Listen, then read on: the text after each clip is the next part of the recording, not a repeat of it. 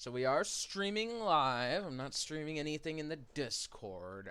So you guys, I'm not streaming the Discord to Twitch. So you guys are, your handles are safe and such. Hello everyone. Thanks for joining us. I see we do have some viewers over on our Twitch as well. So I'm not sure if there's confusion, but you're welcome to watch there. You're welcome to come into our Discord channel.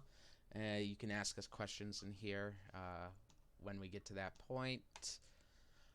We're gonna get started in just a minute. We're just waiting on see if we could get a few more people in. This will be fairly simple. It'll be very chill. I'm going to bypass a lot of the garbage that Roll20 tries to tell you, and just kind of tell you how I do things mostly, and then from there we will I will also kind of show you a little bit of what else there is that the system offers that I think will be useful to you, that may be useful to you, but mostly we're going to stick to what I know well and what I know has worked well for me. There we go. We got some people coming in now.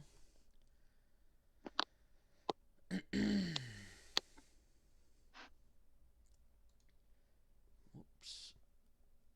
Did my screen just disappear? There it is. Okay. Can everyone see this? There's no issues with how things are moving here.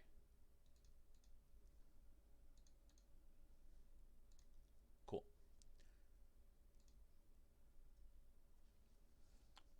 We're gonna get started about 4:05.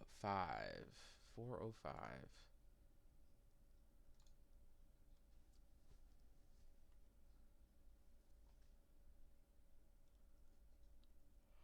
Oh, that's cool. Oh, excuse me.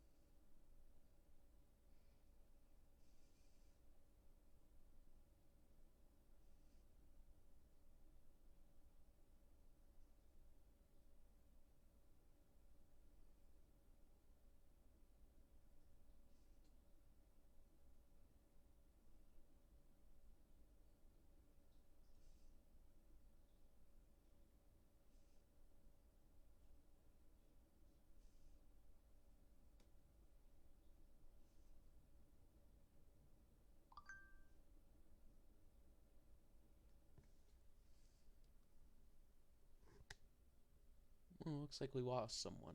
Oh, we got another one. Hello, hello. We're about to get started in just 1 minute. Thanks for joining. If at any point there's issue with my microphone or with my video, please say so, and I will work to fix it as soon as possible.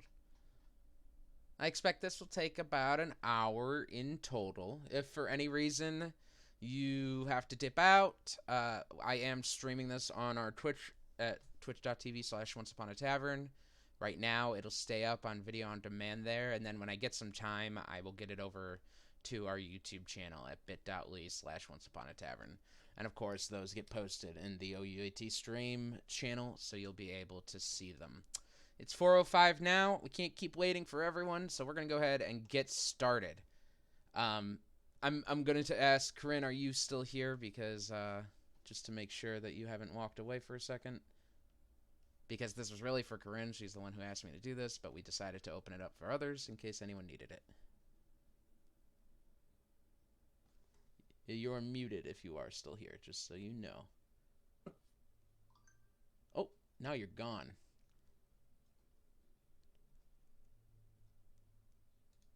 Where did you go?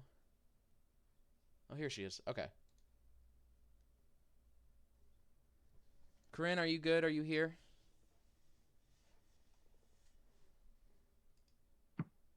Sort of. Everything good? it, it keeps kicking me off. So I think I may try Twitch and hopping on that. Okay. Go ahead and get started. Don't wait on me if other people are waiting. I will figure it out. This is for the benefit of you. That's okay. If worst comes to worst, like I said, I am recording this, so you can go back if need be. That's what I'm thinking. I'm thinking I'll just look at the recording if worst comes to worst. But in the meantime, I'm gonna try and see if I can get on Twitch and if that works a little better. Okay. All right. So we're gonna go ahead and get started. When you log into roll20.net, let me silence my phone. All right. When you log into roll20.net or sign it, type it into your browser bar, you are greeted with this section. It is entirely free to create an account on Roll20. You don't need to pay for anything. I am just going to say right away, to just get it out of the way, that they have a marketplace. Specifically, I've seen people like to go into the marketplace to buy adventure modules for like D&D. Like I know I'm in an Icewind Dale campaign right now, and the DM has bought the Icewind Dale module for Roll20. So that comes packaged with all of the maps and all of the character tokens that you would need in the adventure module. So with that being said, it's a great, easy way to jump in. I'm not sure how much they run. I think it's about the same cost as like a book. So like $30 online. And then you get access to all of those tokens and maps. So that's an easy way to do it if you have the money. If you don't have the money, or you just say, screw that, I like being creative, well, we're going to get to all of that. I'm beginning with a tutorial on Roll20, but I am going to jump over to Inkarnate as well, to not do an in-depth tutorial, but to kind of show you your options on map making there. Because at the end of the day, making a map in Inkarnate is easier,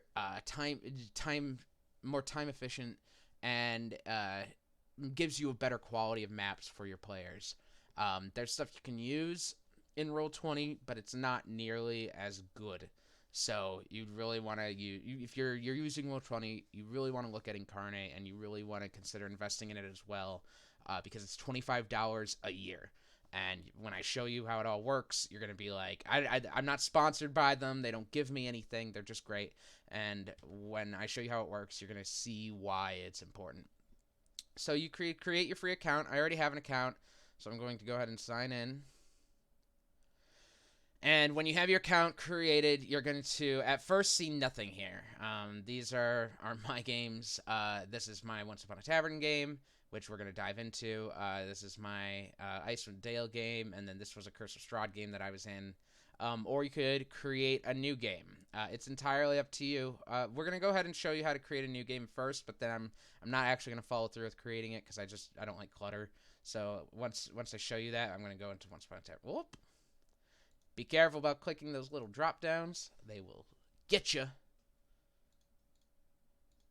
If at any point you do have questions, that's totally okay. I just kind of want you, I'm going to stop and ask for questions if there are any. Be aware that you may be on mute, so just be aware of that. Don't just blurt them out as I go, or we'll never get through this. So, I've clicked create new game. At this point, you can name your game whatever you want. We'll name this Chaotic Good. You could throw some tags down. Not really necessary. I'm ready. Create game. Look at that. It's that easy. It's optional that if you want to house your character sheets in Roll20, excuse me, you could say what character sheets, like what game you're playing, and they will have all of the info, all of the system all of the stat areas needed ready in that character sheet. I don't use character sheets in Roll20. I either like my players. I specifically use D&D Beyond, but I would suggest you just kind of let characters have their own character sheets, just because this is not the best system here. This is not really great. So you would click I'm ready, create game. We're not going to do that. We're going to go to our Once Upon a Tavern game. So the first thing you're going to notice is that when you click on Once Upon a Tavern, I'm going to click on it. I clicked on the title, and that doesn't actually take me into the game. This takes me into like a little area where you can schedule your game. You could schedule what's like when the next one is. That's fine. I don't really use it. It's my players know when we're playing. If you have a bit more of a tumultuous schedule, that probably might be better. But I don't really use that. But you would click this to schedule the next game. You can see an overview of your players. To get into the actual game itself, you're going to want to hit launch game, okay? And you could do that there, or you could do that right here. So we're going to click launch game. It will load. And once it does load, I don't pay any monthly services, so you're going to get a little ad for 15 seconds and then never again unless you reload the whole page. So we'll get through this ad. Hope my players didn't draw anything stupid. Oh, my players shouldn't see this. We're gonna go where they are now. Okay, so here is this is really big. Okay, let's start with this. Here is your map section. This has all of the maps that you have created.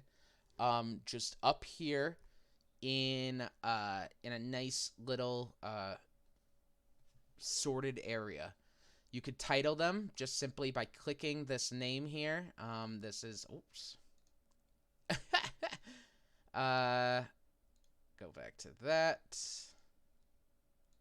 You could title it saying like city streets, right? Just hit enter.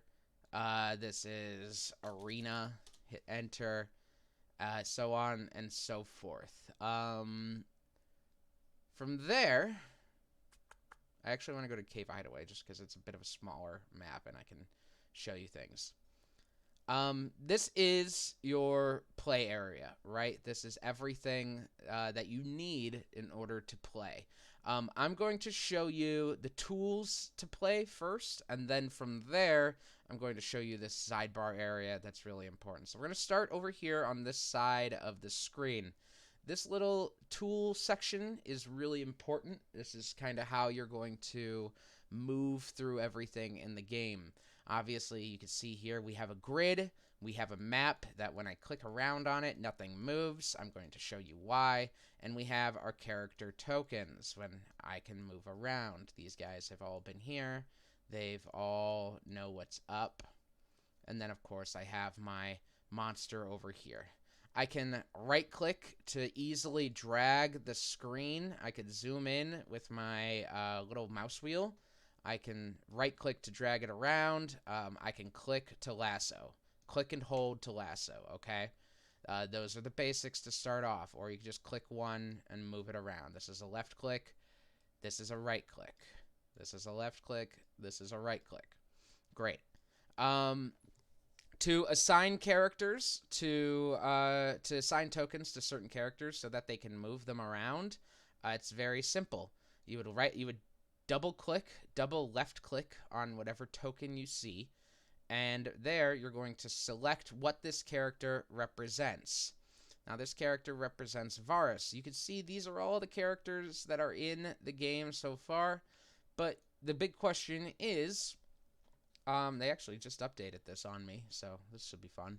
The big question is, how do I get these in here? How do I make it so that when I put this in, I could just drop down to Varus? Well, that's where we're going to jump over to the right side of the screen now to our journal. In the journal, you can add the characters. Now, this is also where the character sheets would be if you're using those, but we don't need to worry about that. We just need to worry about the characters. So actually, we have a character in here. Her name's Ash, and she is not in here because she is a stand-in for Aldous, who is gone. So we're going to go ahead and add Ash to show you what's up here. So I'm going to click the button Add, and I'm going to click Character. Okay, and this is going to be Ash in players' journals. Okay, so this character's Ash. She belongs to my player Mike. So I'm going to click this, and I'm going to scroll down to Michael F. I'm going to click him. He has already accepted my link to join this game, which I had forgotten, but I'll show you guys how to get that. It's very simple. It's just like sending a Discord link.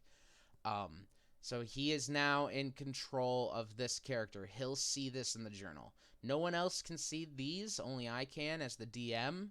The only other person that can see them is the person they're assigned to. So Mike can see Aldous, Tyler can see Sinrig, Bill can see Dozer, Mitch can see Demetrius, and so on and so forth. After that, I'm going to click Can Be Edited and Controlled By. And once again, we are going to put Michael. You could do multiple people if you were interested in that. If there was an NPC, maybe. I don't really care about that. It's extraneous stuff that is only going to confuse you or take more time. So right now, you just need to worry about the player having control of that. Okay, so we have the name. It's in Mike's journal. It can be edited and controlled by Mike. At this point, you can use a selected token. I've found that sometimes it works, sometimes this doesn't, but we can go ahead and give it a shot. So with this window open, I'm going to click here on Ash's token, and I'm going to click Use Selected Token. So now, theoretically, every time I want to get Ash onto the table, onto the screen, this should recognize that this token belongs to Mike, to Ash, so it's going to be able to give him the control right away. That's not always the case. It is what it is. After that, the rest of this is extraneous. It's not necessary. You could put a bio and info in if you want. You could put GM notes in that are only visible to you as the GM. That's fine. It's great. Don't worry about it. Personally, it's extraneous. Click Save Changes. Going to close it. And now I have Ash in here. And theoretically, I should be able to drag. Oh, hey, it worked. And there is Ash. All right. Sometimes it doesn't work, which is why I say sometimes your best move is to just drag a token out. The way to do that, of course, is to go to your library, your art library, which is the second one in this option on the right side. And you would just kind of scroll down to your... I have a recent uploads of tokens, just all sorts of things I've used in the past. I have Ash here. I would drag her in, and then I would double click and click Represents Character Ash. And that way, now, because that is in the journal, Mike automatically has control of her. Now, I'll also do this for NPCs as well. You know, just because at the end of the day, no one sees behind the screen like that. So it's just an easier and quicker way to make sure that certain players have control of certain NPCs. Like Cinna here. Cinna is the animal companion of Sinrig. Cinna, you can see, is marked as represents Sinrig. Obviously, that token does not represent Sinrig, but what that's able to do is it's able to give me, or give Tyler, who is Sinrig, control of Cinna as well. Okay? So now we have Sinrig, now we have Cinna. In the event that, like, for example, maybe you have this guy right here who doesn't have his name in. He is Commodore Eugene Nixon. Maybe we want to make it so that Mike can control him and Tyler can control him. Well, in that case, I'm going to go ahead and make a new character in the journal section. All right. This is Eugene Nixon. And then I will make a specific new thing for the characters to have Tyler and Mike have them in his journal, and Tyler and Mike have control of him. So now they can both control him, and that's the only case where you would do a separate thing for a character rather than just throwing their name behind anything. Does that all make sense so far? Do we have any questions before moving forward on just what I've covered here?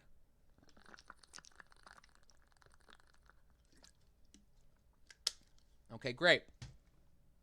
Moving on. I'm going to delete these. Moving characters around is very, very simple. It's just like anything on a grid. You left click to hold, move them, drop them. When you're doing this, players can only see the beginning and the end, right? So they can't see all of this. They don't see me moving this token around. They see that the token started here, and I'm going to click it. It's still there for them. It's still there for them. It's still in this spot for them. Now it's here. Now it moves. Now they can see what I'm doing. So what I like to do to kind of show, to track movement for my players, I will go show them that they moved there, then they moved there, then they moved here, and then they moved here. That's 20 feet so far, 25, 30. And that'll be that on that kind of movement. That way they can kind of see the pathing, and if there's something I may have forgotten about, if it passes through a threatened area, that way my players are aware of it and they can call it out for me. My players may not always do that. They may just go like, okay, well, here's Joe. She's going to go 5, 10, 15, 20, 25, 30, 35, 40, then suddenly appear there. I'll let it go unless I need to see the tracking. Unless it was like, oh, no, go back, show me your path. Then it's fine. Okay? You may notice that when I'm clicking sometimes, you'll see this little ping area. To do that, all you have to do is hold left click, okay? Hold left click until the ping appears, and it's going to appear in the same color as your little icon down here, okay? It should be noted, and I know I'm jumping around a little bit. I'm not a teacher. I'm sorry, guys. You can click that color to change your color if you'd like. It should be noted that when you first start your game, you're not going to see this. I have it set this way, just so you guys get an idea. This is what you're going to see.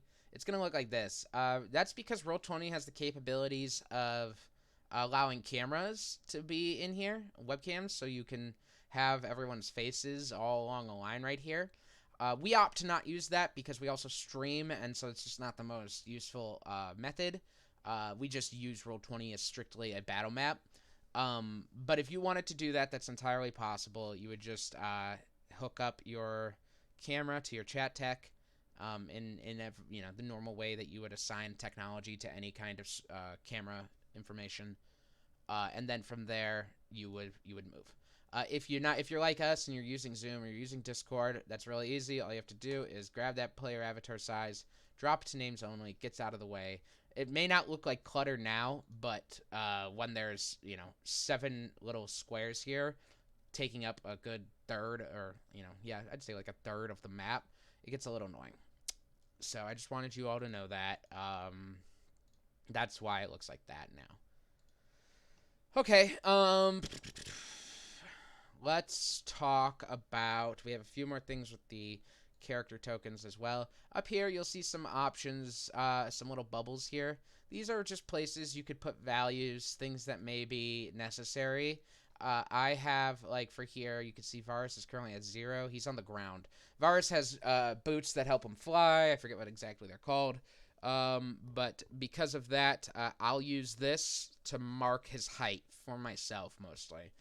So at the start of combat, he'll shoot 30 feet up into the air. I type 30 feet in, hit enter. That's there now. In the real world, I have combat tiers, and I love using them. But here, we don't have that option, so we need to use this to mark it. But that's not enough. That's not enough to tell the players that he's flying. It's not enough to remind us because I need to actually click on it to see it. So another great option that Roll20 does is it has little tokens that you can use to mark the character. So in this case, since he's flying, I got a little fluffy wing icon here. I will click that. I can see on his character sheet now, or on his character token, there's now a little fluffy wing there. You can use any of these to mean whatever you want, as long as everyone is aware what they're using.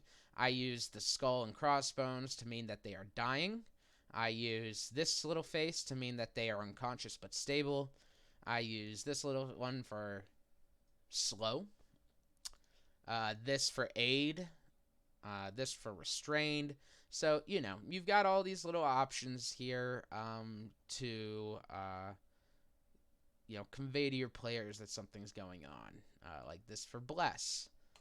Things like that. Okay? I think that all makes sense. It's very, very simple. And then you just have the settings icon, which opens up that same area that I used double left click to open. Is all this making sense still?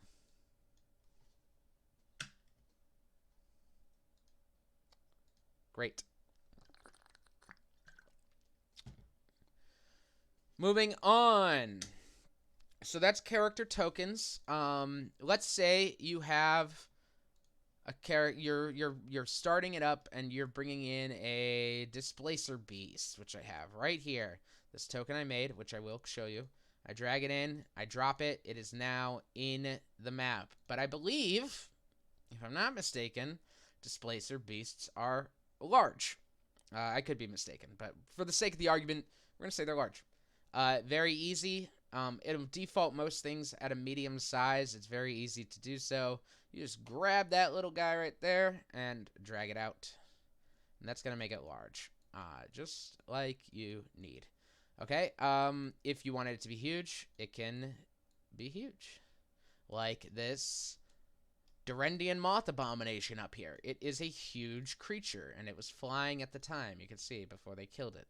So I went ahead and made it huge. I have it flying. Good to go. One of my players, who is Zook, he has a wizard. He's in here right now. Hi, Seth. He has an owl. Whoops. He has an owl here. So I will go ahead and drop the owl in. I will give him control of his owl. Save settings. But then an owl isn't medium, so what I'll do is I'll make it a little smaller. Well, Roll20 doesn't like that. It doesn't like things going just as smaller. So what I'm going to do is I'm going to hold Alt and then drag, and that's going to let me change its size a little bit more. All right, and now it is in there. You can also kind of choose its position in that square simply by holding Alt and then clicking. Okay, now when you move it to another square, it is going to lock to that corner, so I suggest just not, don't be picky about it. Accept it for what it is. But now that way, that owl is small. It can sit on Ash's shoulder now. Actually, technically, this should be small because it's a little turret parrot. And that will sit on Ash's shoulder. And you can see it actually represents Aldous, but that's because Mike is Aldous. It was just something that I could do to make it quick and easy. So there you go. That is size. Now, moving on, let's talk about these tools here. Starting with the first one, we have select, move, and then pan view. These are the very long ways to do what I'm doing when I say left click, right click. This is left click, and then when I go up here and choose pan view, it does the same thing when I left click, right? So I taught you the shortcuts before I taught you the quick and dumb way to get there. But you can use these if, for whatever reason, maybe your right click doesn't work. So you can use this. Okay, here we have our layers area. So there are 3 layers in Roll20. You have map and background, you have objects and tokens, and you have GM info overlay. All right, let's start with map and background. So you see I chose that. I chose map and background, and all of the tokens went transparent. That's because I'm not in that layer. I can't control the tokens, and you can see what I am controlling, though, is the map. This is a map I've made in Inkarnate, and because I am now in the map layer, the map is what I'm controlling. I'm going to go ahead and just delete this for a moment and show you, like, I've made the map, and we're going to go into this area in more detail in a little bit, but just for now, I've made the map. I have uploaded it into my Roll20, so now I'm going to go ahead and drag it in, and when I drag it in, it's going to come in small. So now I just have to make it to the size that I want it. Oops. And it fits.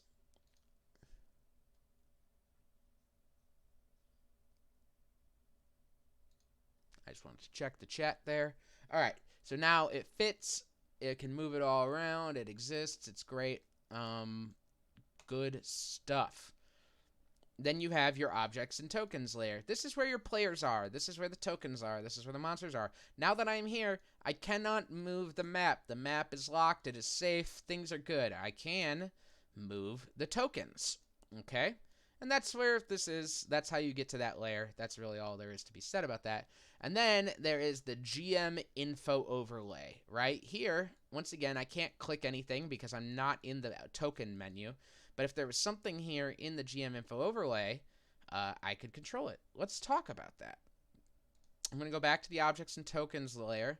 I'm going to right-click this token, and I'm going to hover over layer, and then click on GM layer.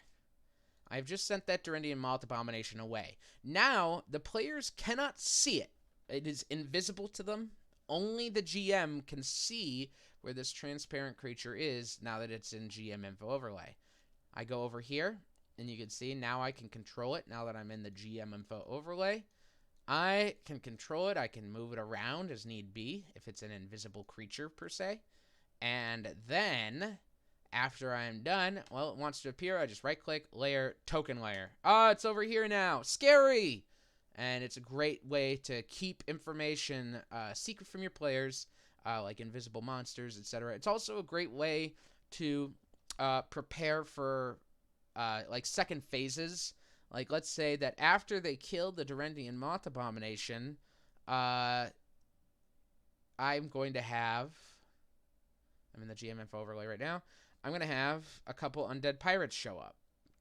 But I don't want my players to know, but I also want it to be fast and quick. I want to surprise them. I want to freak them out when it happens. So I say, okay, well, I'm now in the GM info overlay. I say, okay, you have... I'm back to objects and tokens. You have killed the Durendian Moth Abomination. Congratulations. You're all celebrating.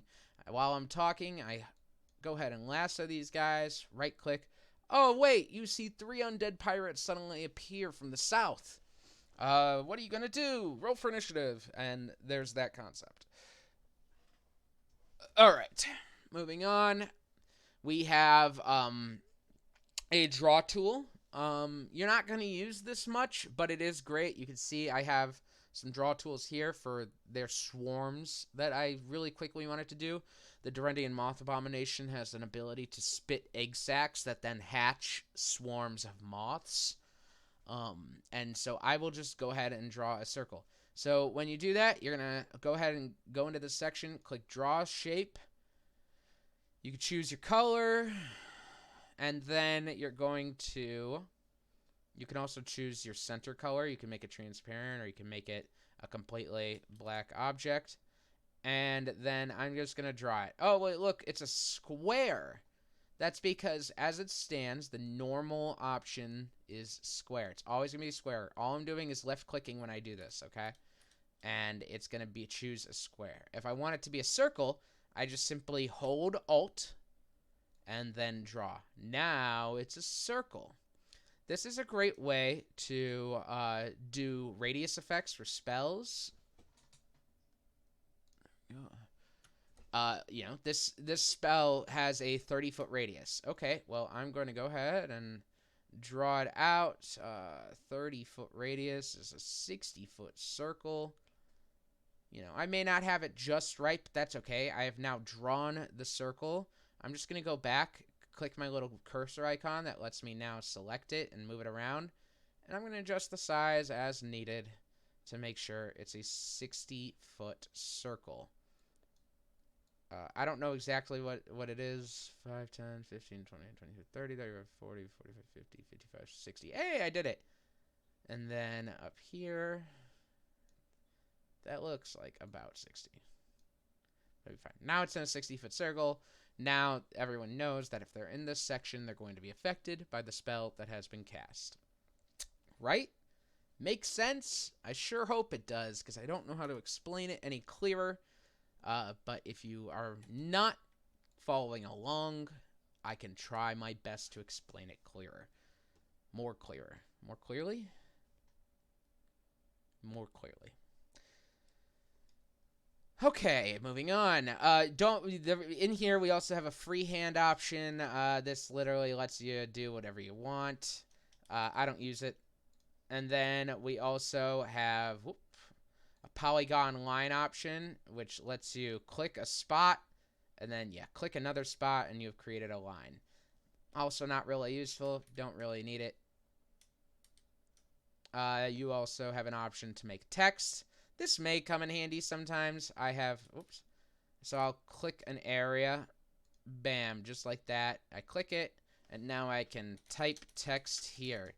I could change the font, as you would change the font in anything. They don't have a lot of options because it's Roll20. I can change the size. I can change the color. All here, just like that. And then I can move it. There you go. Now they see. And once again, you can see it's trying to conform to the squares. If I don't want it to conform to the squares, I just hold Alt and then drag it, and it'll appear where it needs. And then if I want them all gone, I just click Clear Drawings. It's going to ask me, yeah, get rid of it. I don't want it anymore. Okay, here is just a handy zoom tool in case you don't have a mouse wheel. That's really all it's there for. This one, Snap to Center, is good for a few reasons. So I've clicked Snap to Center. And what's going to happen now is I'm going to left click and hold, and I'm going to show you what this does, okay? I'm going to start at Ash and left click and hold.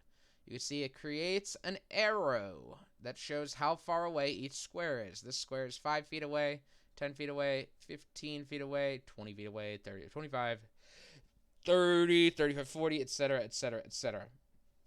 This is useful sometimes, but not always. And the big reason why it's not always useful is because I'm going to go ahead and snap to center once again. And now I'm going to go diagonal. 5 feet makes sense. 10 feet. Now, if you play D&D, you know that doesn't make sense because when you're on your second diagonal, you're actually moving 7 feet when you do this. So your second diagonal should actually be 15 feet, not 10 feet. And that is where I say it doesn't totally work. You can use it. It's fine.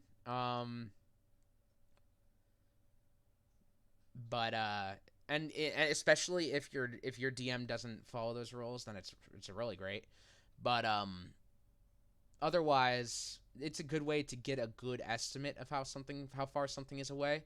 I'll be DMing and I'll see just things flying all over the place when it's not anyone's turn.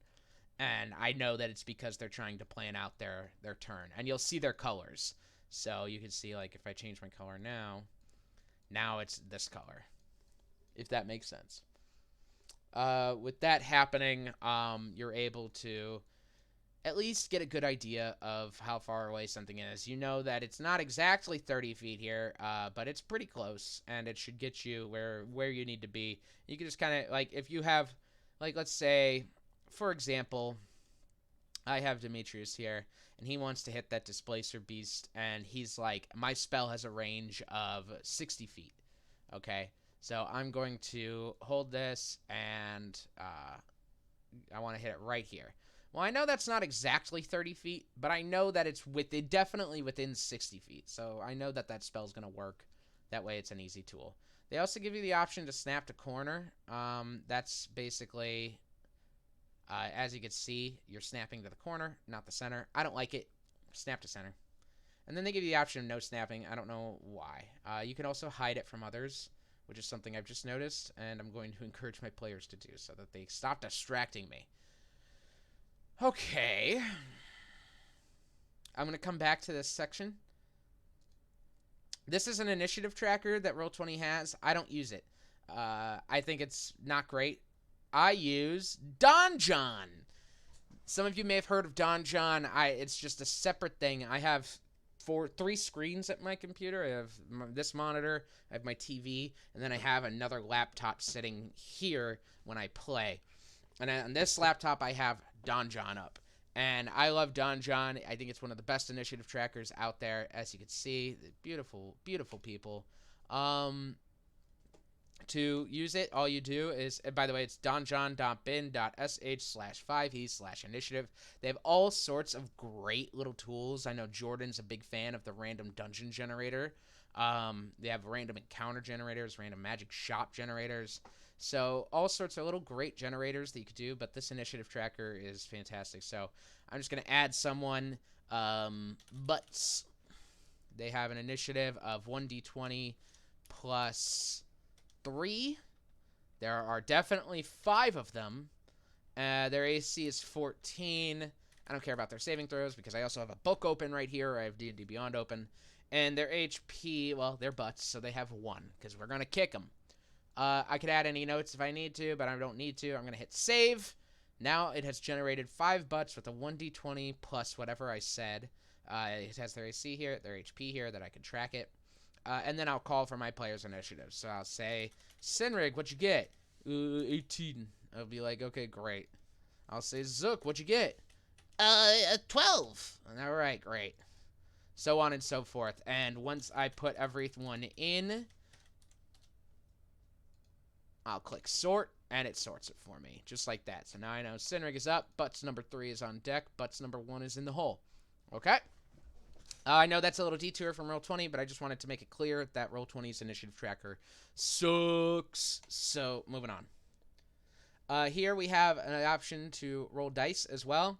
I don't like digital dice, but if that's your thing, all you have to do is click it. Here, you would just click to roll that die, so D4, D6, D8, D10, D12, and D20, D100, or you can do 2 of those, 3 of those, 4 of those, 5 of those, and when you roll it, you click this. Oh, you hear that? That little roll is actually right here, and it's going to show you my roll. I rolled a D6, I got a 1. There it is. This is a little chat area that you could see. People have rolled often in here. We don't use it as much, but it is useful when it is useful when you're like need to roll really, really quick. Here they are talking about Among Us. Yell at them for that later. I hope that makes sense so far. So that's a nice little nifty die roller if you need something in a pinch. I don't know what any of these do. Don't ask me. They're not important. Okay, I said I was going to come back to this area because this area is important. And I'm going to show you why. But first, I'm going to show you the settings section of this map. So I've uploaded my map. I've put it in. I've put it in a section. I'm going to click page settings. Oh, God, they've updated it. All right. Here you could choose the width of your map in squares and the height of your map in squares. So this is a 15 by 20 square map, I believe. Yes. It is a 15 by 20 square map. I knew this because I designed it to be so. And so because of that, when I come in here, so I'm going to click create new page. Right? You have a blank map right away. You can see there's tons of squares. I want to set this up to be a 15 by 20 foot map. 15 by 20. Okay, my background, it doesn't matter because we're about to put a map over it. Grid cell distance is 5 feet. Yes, that's good. That's what we want because we're playing D&D. It's a square. Great. It's D&D 5e, 4e compatible. Great. Cell width, don't touch it. The color of your grid. This is great if you're like, if you're playing on a snowy map and you could choose to not have white outlines. You could choose to instead have it like red, and that way the lines will show up easier. You can affect the opacity, of course, and there's an option to play playlists on load, but I never figured out how to get it to work. I think you got to pay some money for that. So now I've done that. I'm going to click Save Settings, and you can see right away it's changed everything I need in that section, right? I'm going to go ahead and click this. I'm going to upload my map to that section now. Just as I've showed you earlier, it shows up in that little square. I'm just going to make it bigger. Make it the size I need. Oh, I put it in the wrong section. It's in the GM info overlay. So I'm just going to right click that, click layer, and move it to map layer. There you go. Now it's there. Now it can't be affected at all. You can see the grid lines are red. Everything is good, but I want to make sure that when my players get to this map, they can't see it. So I'm going to click that page settings again, and I'm going to scroll down.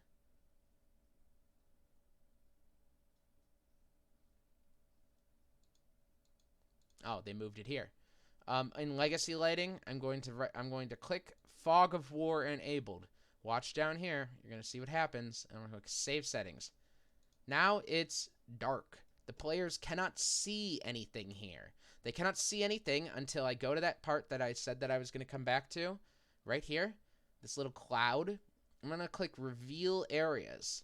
Now, when I left click, it's just going to reveal whatever. Like, it's going to be like a lasso, basically. All right? I don't want to do that. I want to reveal the whole thing. And sometimes you can see it doesn't cooperate. That's because Roll20 is a crappy system sometimes. This is just the way it wants to go. It will not let me take this whole map. It won't let me reveal the whole map, and it's really frustrating. So what I'm going to do is I'm going to hold down Alt, and now I'm going to click. Ignore me, that wasn't right. I'm going to hold down Shift, and now click. Shift is going to allow me to reveal by grid. It's going to let me reveal by squares. You can see it's like locking it to the squares at this point. And now I can very easily reveal the whole section of the map to them. Sometimes you may not want to. Sometimes you may want to hide certain areas to them. So you can actually go here. You can click hide areas, and then you can just do the same thing. I'm holding shift when I do this to make sure I can get it all. And now it's all hidden to the players again. So let's say you only wanted them to, you don't want them to see what's in the cave, just what's outside the cave, right? So I'm just going to go ahead and reveal that. Reveal that. Unfortunately, it won't let me do a circle. That's just the way of the world. But you could, very slowly but surely reveal everything you need to be revealed.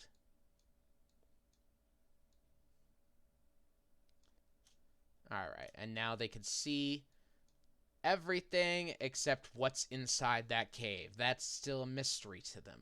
But outside, they can see. I don't have a player view to show you, but it would be black on this spot for them. It would just be completely black, not transparent, nothing. Just black. Okay, and that is Fog of War. Oh, wait, here we go. Polygon reveal. So, like, I'm going to go ahead and hide everything again.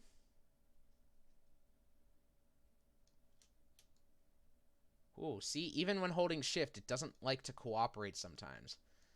The one thing I can say this isn't is it is not a post sponsoring Roll20 because it's not good. They're not really great always. All right, so it's all hidden once again. Let's try this polygon reveal. I've never tried it yet. I'm going to reveal from here to here to here to here to here to here to here. Whoops. Oh, no, I fucked it up. Enter?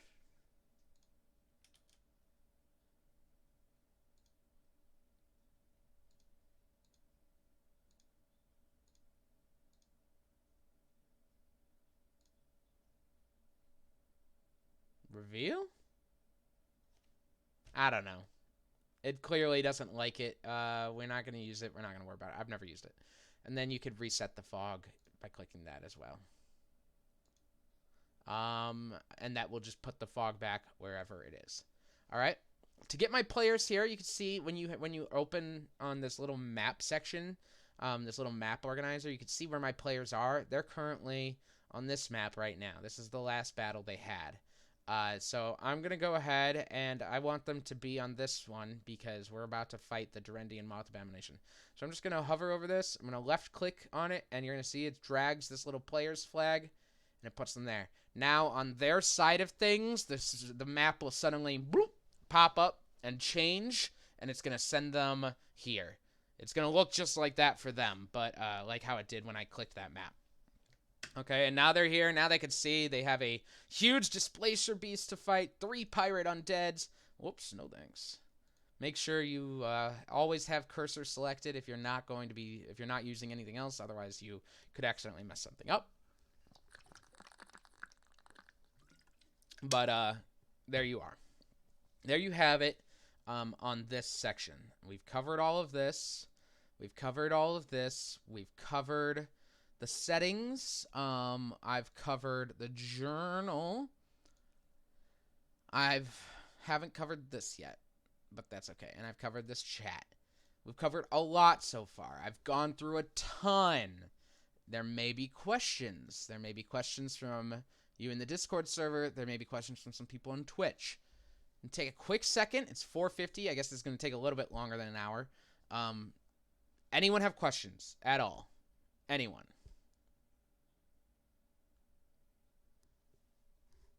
Please don't hesitate. We've lost people, I see. That's exciting.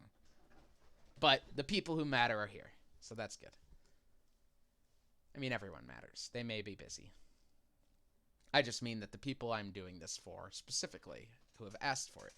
Okay, I'm going to assume that there are no questions. So we're going to move along. Hoping we are good. Okay,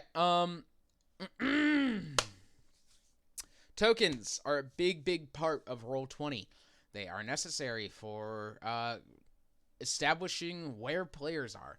You can do things like someone I know has done, which is literally draw a circle and move those around the pieces, but those aren't fun. You want to see your pictures of your characters. You want to see what's going on.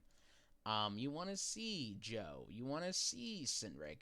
So, to do that, you need tokens. There's a few options in that section. First of all, there's Roll20's library. There are premium assets and there are free assets. You get what you pay for and you get what you don't. And that's really all it comes down to. I'm going to search Thug, for example. Well, here's the one I've made. You can see there's some premium options here of these weird top-down views. And then you can see there's just all sorts of strange options. Here's the moral of this story. Roll20's token options suck. Just don't even bother. It's a waste of your time to even look for them. That's what I've realized at this point. What you need is Token Stamp. It's a great little site, rolladvantage.com/tokenstamp, where you can make your own tokens using images of whatever you want. And it's a great little tool to do it. So I'm going to show you how. We're going to make it so fast, all right? So I'm going to click Choose Image. That's sci-fi cross-sections. Don't worry about sci-fi cross-sections today. I have... don't look at that stuff. I have... let's see here. Is there anything I haven't made a token of yet that I just kind of need to? I don't think I made the token of this Grick. So I have a Grick. Alright. I have double-clicked the Grick and it has uploaded it to the site of Token Stamp. And now I can move it around. I can see it. If you have a transparent background, that works even better, but I don't, so it is what it is. You can see sometimes it gets weird. Nope. I'll usually just...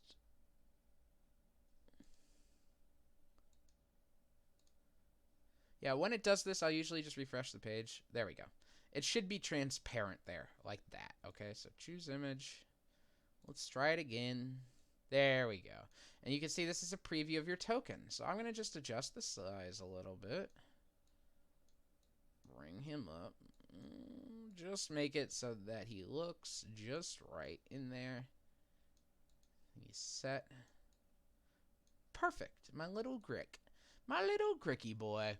And I'm going to go ahead and from here, I'm just going to click download. And sure enough, it downloads a token just like that. And then from there, you could go in, you could rename it whatever you want. And then you can go back to Roll20. You click upload. You can click choose file, or you can just drag it in. We're just going to go ahead and show in folder and drag it in. Oh, it's uploaded. Token 1.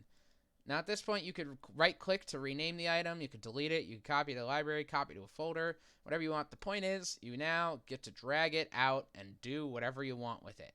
You can Control-C, as you would with anything, and make a ton of them.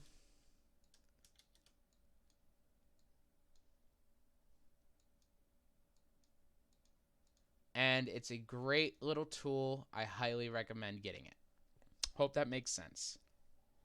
All right, so that's Token Stamp. That is uploading things to the tokens.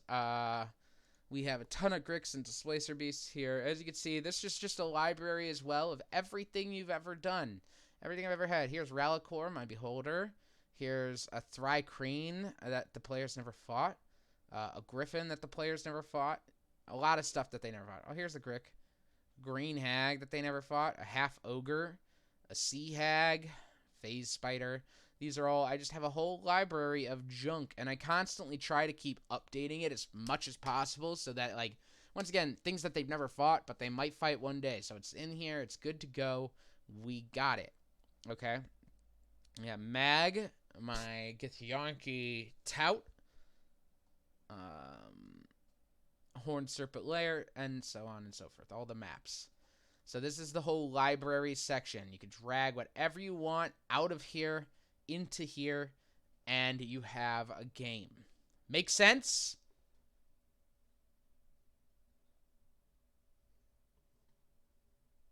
Can you, like, oh,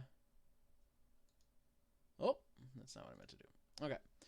I'm hoping that makes sense. Hope we're all good. Hope we understand. As far as I'm aware,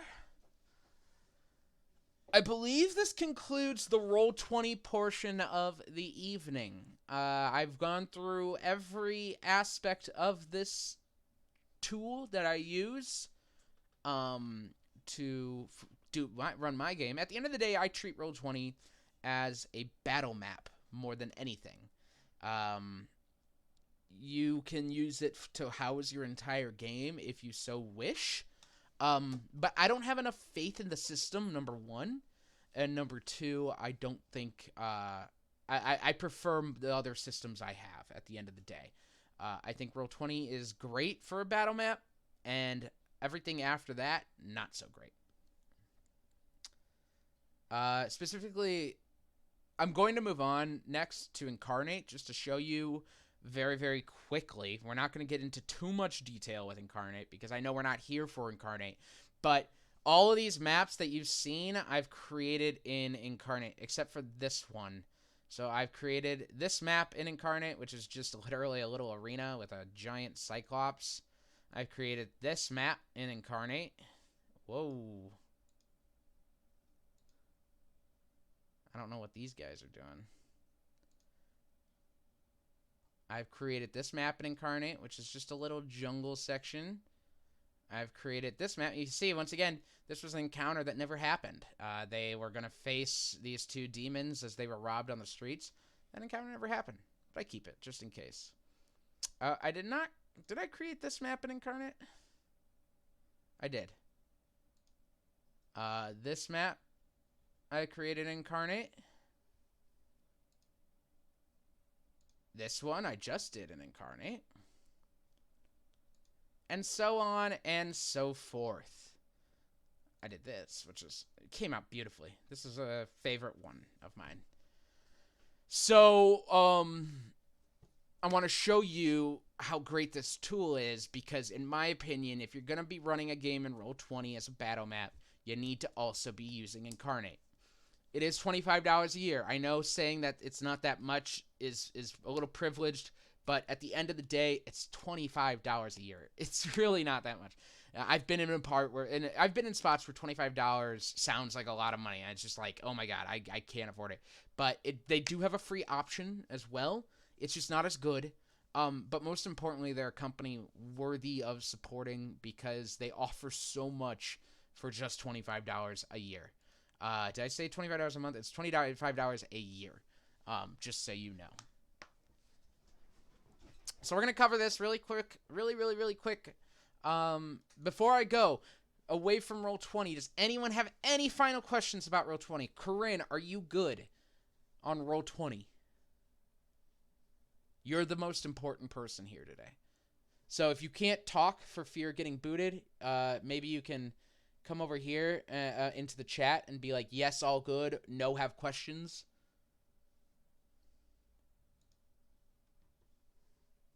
She's typing.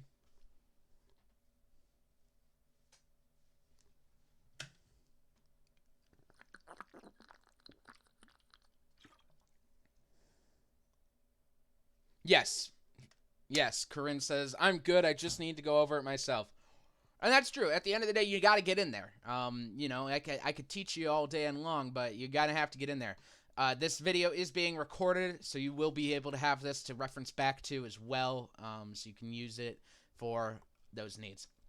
Okay, Before we wrap for the day, like I said, we're gonna get into a little bit of Inkarnate. This is your back room. This is everything you have going on in Inkarnate. Inkarnate started as a map maker for your campaign. It started as a map maker, like this kind of map maker. So I have Mystaria here, which is a country for a newbie campaign I ran. Tried to give it a little bit of a taste of everything. I have a little forest area, I have a little wasteland area, I have the hills, I have the north, I have mountains, I have mountains here. Tried to give it a little bit of everything here so that they could kind of get the full roam of it, right? And actually, this is not Kalarovi anymore. They took this town and named it A Town, so it is now A Town. And you can see what I just did there. This tool is so good. It's beautiful. And it wasn't even when they had like the best stuff going on. I promise you. But this isn't why we're here. This stuff is great. It's awesome. You got to use it. But this is not the important stuff that goes hand in hand with Roll20. This stuff is. So you just saw these maps. You saw these sections. I'm going to go through and kind of create from scratch and show you what I'm working with here. I have kind of the idea of a map I got to start working on anyway. So I'm just going to kind of start getting the base of that. So when you get started, when you're logged in, you're going to see this back section that you may have. You'll have nothing. I'm going to click Create New Map. Now, at this point, you could choose what kind of map you want to use. You have your fantasy battle map, and this is what you're going to want to use for the top-down. Then there's obviously other options, of course, for your world maps. But here, today, we're going with battle map. As you can see, it's in beta access. They added this and didn't charge more money. That's how cool they are. Click that choose style. From here, you can choose your aspect ratio. A landscape, a portrait, or a square. Or you can make a custom now, which is brand new. I'm going to go ahead and go with a square for today, okay? And create map. All right, when you open it up, this is what you start with. This is nothing. I'm zooming in and out using my little mouse wheel, as usual. And it's going to start you off with the mask tool to start making land. You can add land. You can subtract land. Obviously, there's no land right now, so we are going to add it. I'm left-clicking down, and I am dragging. And we are just adding land. I want this all to be land because it's in the middle of an island. So we're just going to go ahead and...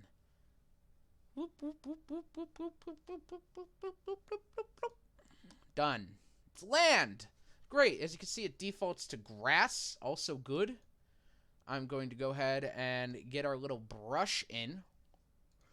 And I'm going to click my brush, and you can see I have a little Harambe section. We don't want that.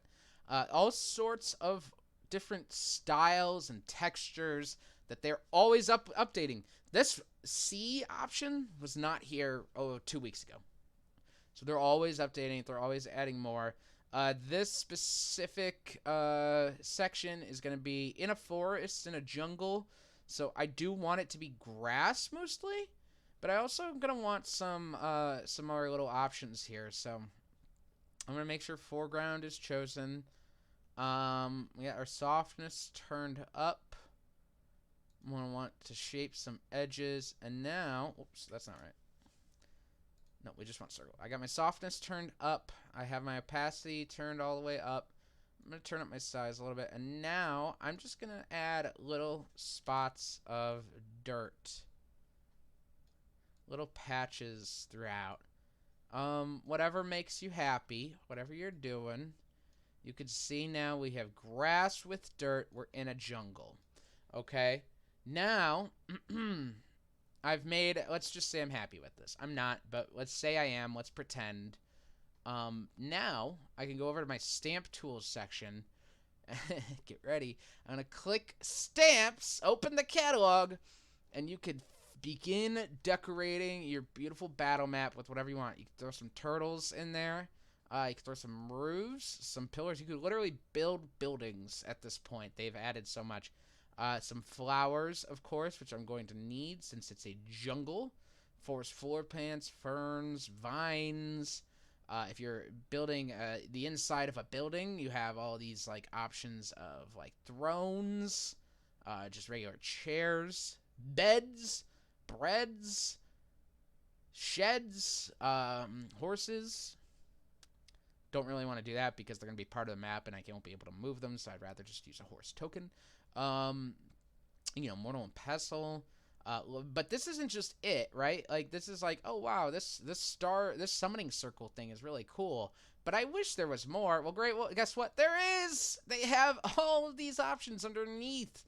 It's just so cool, and I'm telling you, it'll bring your battle map up to another level and really wow your players. I promise. Like, my players have grown like jaded with how lucky they are that I put as much effort into it as they get. But your players will be wowed. Your players will be wowed. I promise. So like in this case, I'm making a jungle camp. So I'm going to get palm trees. Perfect. So you see I clicked palm tree. I have an option here. There's 5 different types of palm trees they have. I'm going to click random stamps here. And this is going to help me fill it. Now, when I bring it into Roll20, there's going to be a grid. When I export it from Inkarnate, it won't export with a grid. However, I could turn on a grid now to give me an idea of how many trees I want, how big this area is going to be, etc., etc. You can see here's the grid that I just made. I use a size 60 in this case, which makes it 1, 2, 3, 4, 5, 6, 7, 8, 9, 10, 11, 12, 13, 14, 15, 16, 17 by 17 foot square, 17 by 17 square grid square. I don't know why that was so hard to say. I'm just going to remember that for now. When I finally go to export this map here, I want to turn this grid off. Otherwise, it's going to export it with the grid, and then it's just going to be a grid on top of a grid in Roll20. And that's no-nos. We don't want that. So I'm going to go ahead. I have this grid turned on now. I'm going to click random stamps, and I'm just going to start adding happy little trees everywhere. Actually, I just remembered that in this specific camp, the people that are here have burned down most of the trees in this section. So I'm going to check to see if we have, like, tree logs. And wouldn't you know it, we do. The question is, how do I want to work this? I think we're going to start with this. I'm still going to random stamp it, and I'm going to click it, and then when I click it, you can see I can move my mouse over to this little circle, and I can just rotate it. And we're going to make like a little camp built out of that.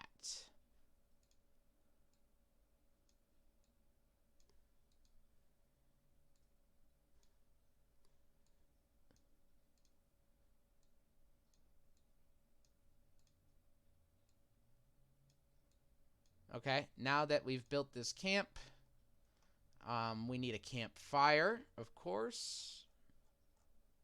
Can't do much without a campfire. Oh, I can't find the campfire.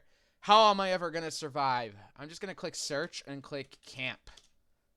Campfire. I want the one with the fire on. Bam.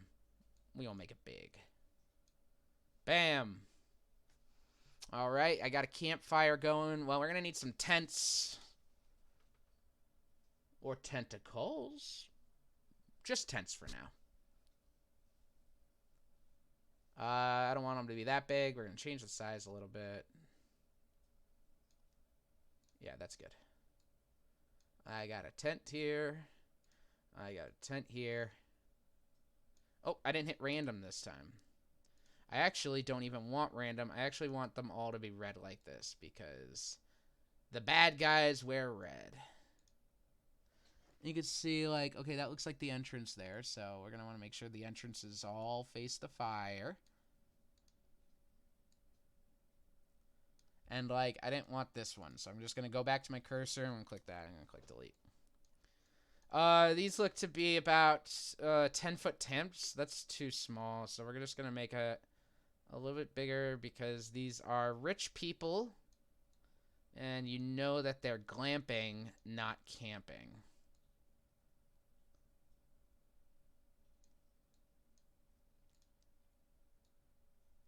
Great. So now I've made this very simple map that I can continue to decorate and go wild on for as long as I want or until it's about time to get started, and then I can export it. You can also see that you can like choose certain areas. So I'm going to actually close this search bar out. So like let's say like you're not really sure what you would call what you're looking for, but you know that it involves like a wizard's tower. So you're just going to click this twice, and now you're just looking at everything related to things you would find in a wizard's tower. Weird looking things like this. If you didn't want, you know, if you wanted a forest, well, you just click forest, and now you have all of these options that you could find in a forest, okay? Just all sorts of little things like that. I really can't recommend it enough. It's called Inkarnate.com, Inkarnate. Now I'm ready to export it. I said it was a 17 by 17 foot square. So what I'm going to do is I'm just going to go and I'm going to turn off the grid. You see it's now without a grid. I'm going to click export. Okay. Now it's going to give you some little presets if you're interested in that. You know, this might happen at night. It might not. I think it's going to happen on a cloudy day no matter what. You know what? It's not going to matter. I'm just going to turn it off. So just to turn it off, you just hit that little check mark.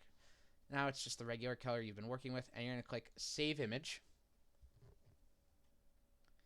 It's going to export the map. It has. I'm going to close it. I'm going to come back to Roll20. I am going to upload. I'm going to get this.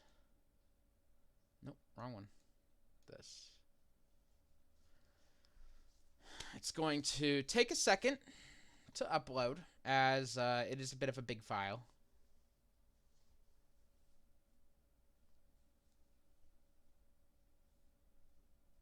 How y'all doing? Hope you're doing good. I hope this made sense. I'm not a teacher, but I do my best to teach. This one's taking a while. It's taking its sweet old time. Hurry up. But it's taking so long. This usually doesn't take this long. Hey, it did it. Okay, cool. Close. It was probably just the silence that made it seem longer. So now it is here. I see it. I know it's a 17 by 17 square, so I'm going to create a new page. We're going to call it Red Camp. I just realized I said the bad guys wear red. That was stupid. These bad guys specifically wear red. It's a 17 by 17 foot square. A gray grid should do the trick, but we're just going to make it white to make our lives a little easier. I don't bother with turning Fog of War on right now because it's not important. I'm going to click Save Settings. Click it. I'm going to go to my map and background layer, and I'm going to drag this map in. Bam. And I'm going to adjust it to fit. Bam. I'm going to get my players in here. There's two ways you could do it. You could start dragging them in one by one, or you could be lazy like me, and I know for a fact that they're all here right now, ready to go. So I'm just going to lasso them. Control-C. Bring them over here to the red camp. Control-V. They're here. Oh, Eugene shouldn't be here.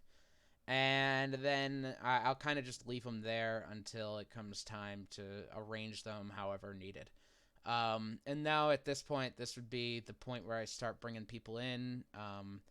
But, you know, my players are here, so I can't say exactly who's going to be at this camp.